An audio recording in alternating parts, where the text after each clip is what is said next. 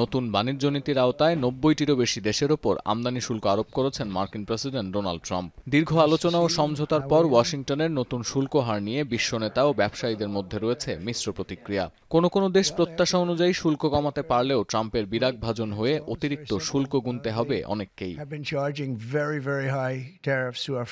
যদিও দেশের মানুষকে এর লভ্যাংশ দেওয়ার পরিকল্পনা আছে ট্রাম্পের, ঘোষণা করেছেন শুল্ক থেকে যে রাজস্ব আয় হবে তার একটা অংশ পাবেন মার্কিন নাগরিকরা। People that would like to see us do sort of a dividend to the people of our country. It's something I'd consider. How much would be? I want to pay off debt, but there's a possibility I'd do a dividend. 50% আমদানি শুল্ক নিয়ে অসন্তুষ্ট ব্রাজিলের president Lula দি সিলভাকে আলোচনার মাধ্যমে বিষয়টি নিষ্পত্তির সুযোগ দিয়েছেন ডোনাল্ড ট্রাম্প। ওয়াশিংটনের সঙ্গে আলোচনায় আগ্রহ দেখাচ্ছে ব্রাজিলও। তবে সুইজারল্যান্ডের পণ্যে 39% শুল্ক কমানোর বিষয়ে ইতিবাচক কোনো মন্তব্য করেননি মার্কিন প্রেসিডেন্ট। বরং অভিযোগ করেছেন রপ্তানি নির্ভর দেশটি যুক্তরাষ্ট্রের সঙ্গে $4,000 কোটি বাণিজ্য ঘাটতি পূরণে উদাসীন। মার্কিন প্রেসিডেন্টের এমন আচরণে হতাশ Swiss president. Enttäuscht, weil wir haben eine Vereinbarung ausgehandelt.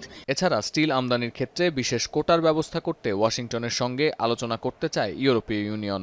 German চ্যান্সেলরের দাবি, কিছু পণ্য চড়া শুল্কের তালিকা থেকে বাদ দিলে ইউরোপীয় এই জোটের সঙ্গে যুক্তরাষ্ট্রের বাণিজ্য সম্পর্কে একটি ভারসাম্য সৃষ্টি হবে। যদিও ইউরোপের আরেক দেশ সার্বিয়ার দাবি 35% আমদানি শুল্ক নিয়ে যুক্তরাষ্ট্রের সঙ্গে বাণিজ্য সম্পর্ক ধরে রাখা কঠিন। আর কানাডার পণ্যে আমদানি শুল্ক এক ধাক্কায় 25% থেকে বাড়িয়ে 35% করা হলেও আলোচনার মাধ্যমে আগামী 90 দিনের মধ্যে যুক্তরাষ্ট্রের সঙ্গে সমঝোতা করতে চায় দক্ষিণ আমেরিকার আরেক বাণিজ্য অংশীদার মেক্সিকো। এদিকে শ্রীলঙ্কার পণ্যে আরোপ করা শুল্ক 30% থেকে 20% কমিয়ে আনার সিদ্ধান্তকে স্বাগত জানিয়েছেন দেশটির ব্যবসায়ীরা। আর 25% আমদানি শুল্ক যুক্তরাষ্ট্রে ভারতের বাজারকে আরও সংকুচিত করবে বলে মনে করছেন বিশ্লেষকরা। তবে নয়াদিল্লি ওয়াশিংটন সম্পর্কের উত্তেজনার মধ্যেই মার্কিন প্রেসিডেন্ট মন্তব্য করেছেন, আগামীতে রাশিয়ার কাছ থেকে আর তেল কিনবে না ভারত।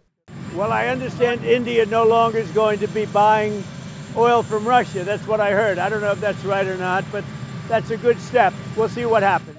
এছাড়া 30% আমদানি শুল্কের বোঝা চাপানোয় চাকরি হারানোর শঙ্কা করছেন দক্ষিণ আফ্রিকার শ্রমজীবীরা। একই পরিস্থিতি সিরিয়ায়ও। অর্থনৈতিকভাবে বিপর্যস্ত দেশটির পণ্যে 41% শুল্ক আরোপ করায় আশাহত হয়ে পড়েছেন দেশটির সাধারণ মানুষ। সতীর্থ কর্মকার, এখন বিশ্ব।